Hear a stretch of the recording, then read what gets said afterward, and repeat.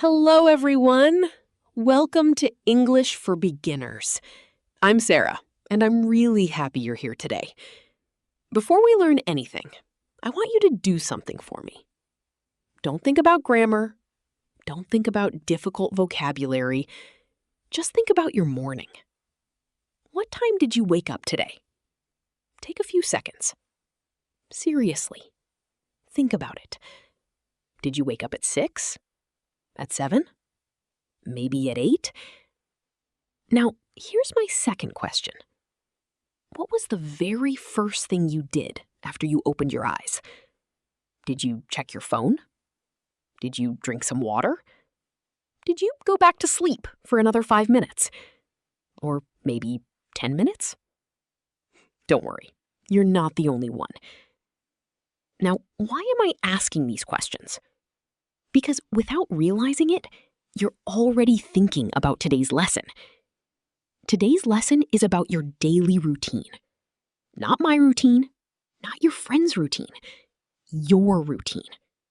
And that's exactly how we're going to learn English in this course.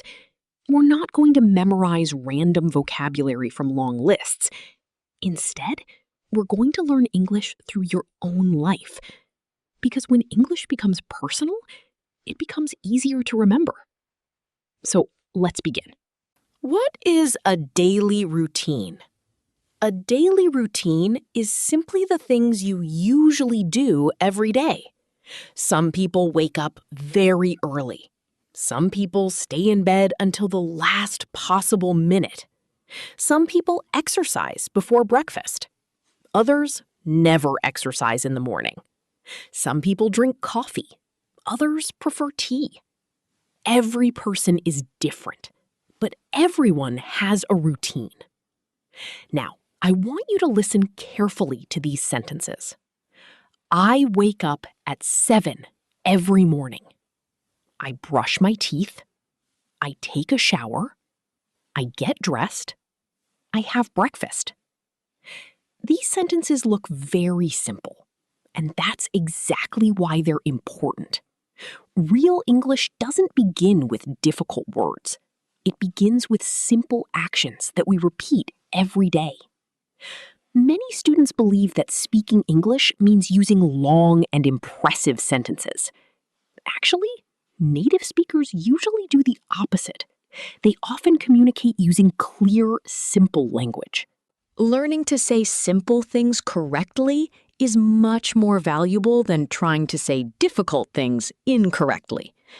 Now, let's take a closer look at the first sentence. I wake up at 7 every morning. I want you to notice something. The sentence doesn't say, I am waking up every morning. It says, I wake up every morning. Why? That's a great question. Grammar in real life. Today, we're going to learn our first grammar idea. Don't worry, I'm not going to give you a complicated rule. Instead, let's discover the rule together.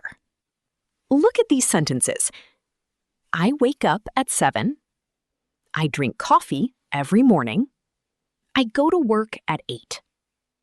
Now, ask yourself one question. Are these actions happening now? No. They're habits. They're repeated again and again. And whenever we talk about habits, routines, or things that happen regularly, English usually uses the present simple. That's why we say, I wake up early. Not, I'm waking up early every day. Here's another example. Imagine your friend asks, what time do you usually go to bed? Would you answer, I'm going to bed at 10 every night? No. You would naturally say, I go to bed at 10 every night, because you're talking about your routine, not about this exact moment. This is one of the biggest differences between the present simple and the present continuous. The present simple describes your habits. The present continuous describes what is happening right now. Let's compare them. Right now, while you're watching this lesson, you are learning English. So we say, I'm learning English right now. But if someone asks, "Do you study English every day?" you answer, "Yes, I study English every day." Can you see the difference? One sentence talks about this moment. The other talks about a habit. Understanding this difference is much more important than memorizing grammar rules. Always ask yourself, am I talking about now, or am I talking about my routine? If the answer is my routine, the present simple is usually the correct choice. Building vocabulary naturally. Let's continue with another common expression. Get up. Now, you may be wondering, wait a minute, didn't we just learn wake up? Yes, but they are not exactly the same. This is something many learners don't know. When you wake up, you stop sleeping. Your eyes open, your brain becomes active. But you might still be lying in bed. When you get up, you actually leave the bed and stand on your feet. Listen to these two sentences. I usually wake up at 6:30, but I don't get up until 7. Did you notice the difference? The first sentence tells us when the person stops sleeping. The second tells us when the person leaves the bed.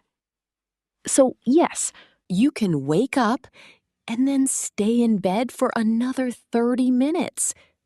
I think many people do exactly that. Now, let's practice together. Imagine your alarm rings at 6 o'clock. You open your eyes immediately, but you're tired. So you stay in bed for another 15 minutes. Finally, you stand up. Now answer this question. What time did you wake up? And what time did you get up? They're not always the same. This small difference makes your English sound much more natural. Native speakers notice these details without thinking. Now you're beginning to notice them too. And that's exactly how fluency develops. Not by learning hundreds of grammar rules, but by understanding how English speakers actually think when they choose their words. Before we continue, I'd like you to try something. Don't translate from your language. Instead, create a picture in your mind. Imagine tomorrow morning. The alarm rings, you wake up, you smile, you get up, you open the window, fresh air comes into your room. You stretch your arms, you walk to the bathroom. Can you see the picture? Good. Now English becomes much easier because you're no longer translating words, you're describing a scene. And that's one of the secrets to speaking naturally. Instead of memorizing English, start imagining English. Your brain remembers pictures much better than lists of vocabulary. That's why throughout this course, I'll ask you to imagine situations before we learn the language to describe them. It's one of the fastest ways to build real fluency. Hello again. Before we continue, let's do something a little different. I don't want you to study. I want you to observe. For the next 30 seconds, think about your own morning. Not yesterday, not last week. Think about a normal day. What is the first thing you usually do? Do you wake up immediately, or do you press the snooze button? Maybe you check your phone before you even get out of bed. Maybe you sit quietly for a minute before you start your day. Whatever your answer is, that's your daily routine.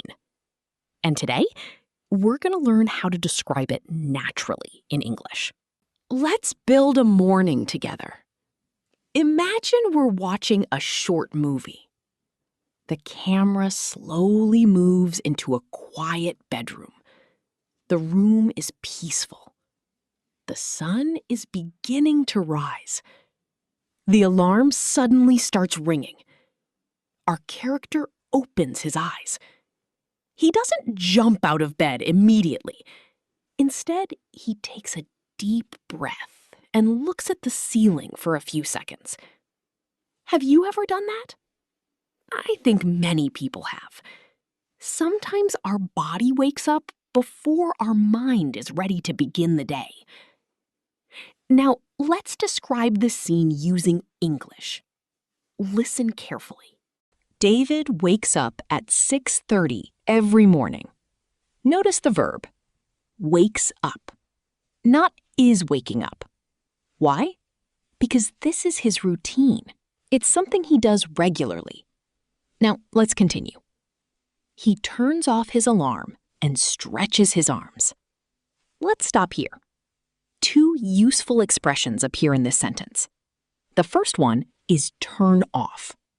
If you turn off your alarm, you stop the sound. Simple. Now, look at the second expression. Stretch your arms. Many learners know the word arm, but they don't know the verb stretch. To stretch means to move your muscles gently after resting. People often stretch after sleeping because it helps their body wake up. Now, let's make two new sentences. I always stretch before I leave my bedroom. My father stretches his back every morning. Notice something interesting? English often uses the same verb in many different situations. You can stretch your arms. You can stretch your legs. You can stretch your back. Even a cat stretches after sleeping. When you learn a new verb, don't learn only one sentence. Ask yourself, what else can I stretch? This simple habit will help your vocabulary grow much faster.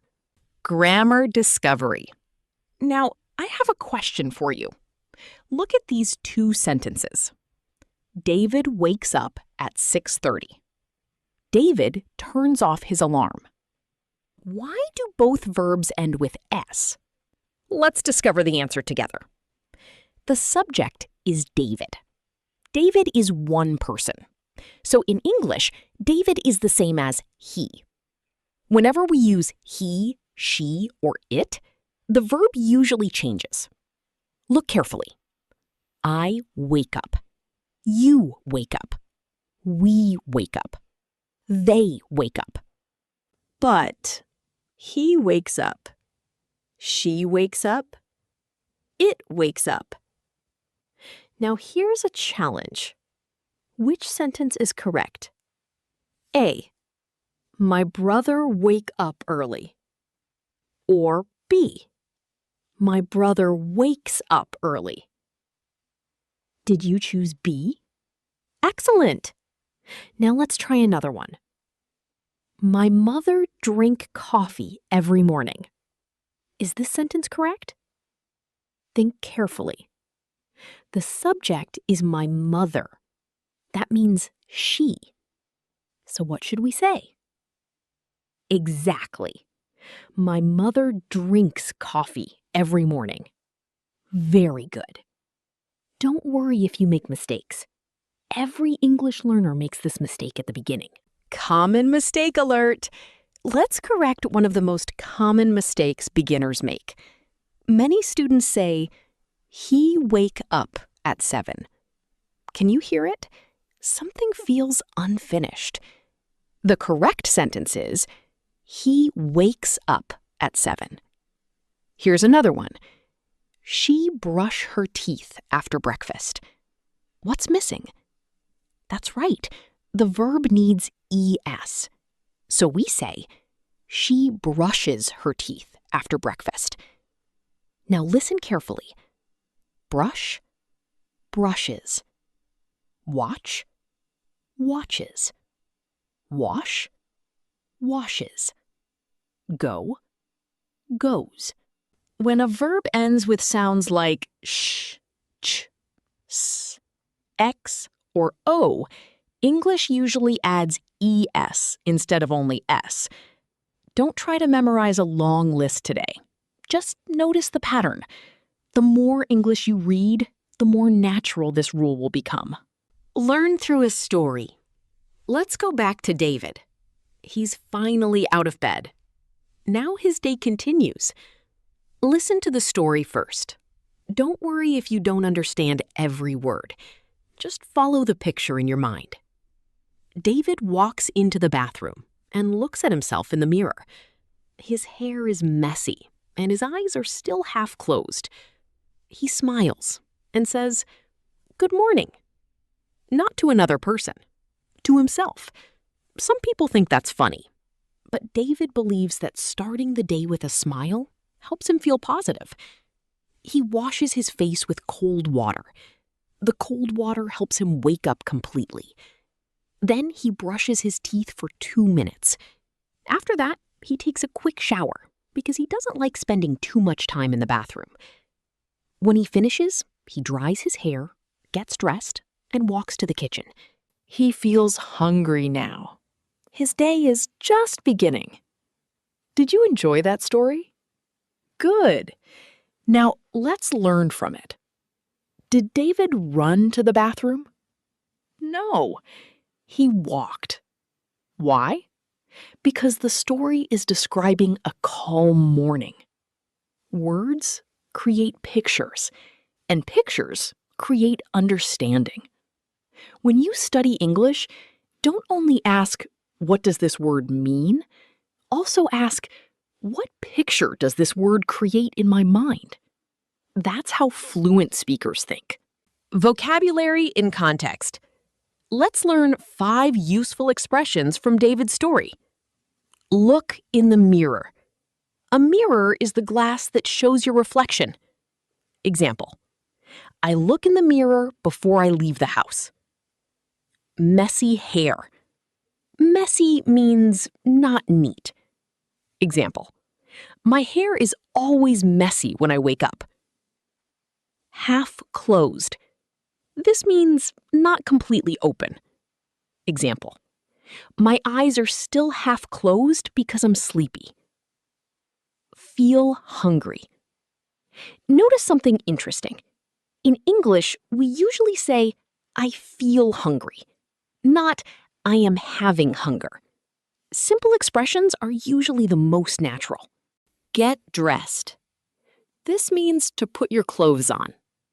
Listen to these 2 sentences. I get dressed before breakfast. My children get dressed very quickly. Excellent. Now they're part of your vocabulary. Think in English. Now it's your turn. Don't translate. Just think. I'll ask a question. You answer it in English. Ready? What time do you usually wake up? Good.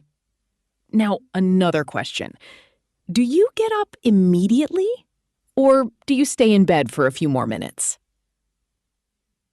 Very nice. One more. What do you usually eat for breakfast? Don't worry if your answer isn't perfect. Speaking begins with trying, not with being perfect. Every sentence you create is another step toward fluency. Native speaker tip. Here's something that many textbooks don't explain. Native speakers often use the word usually when they talk about routines.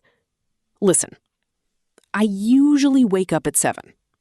I usually drink coffee in the morning. I usually walk to work.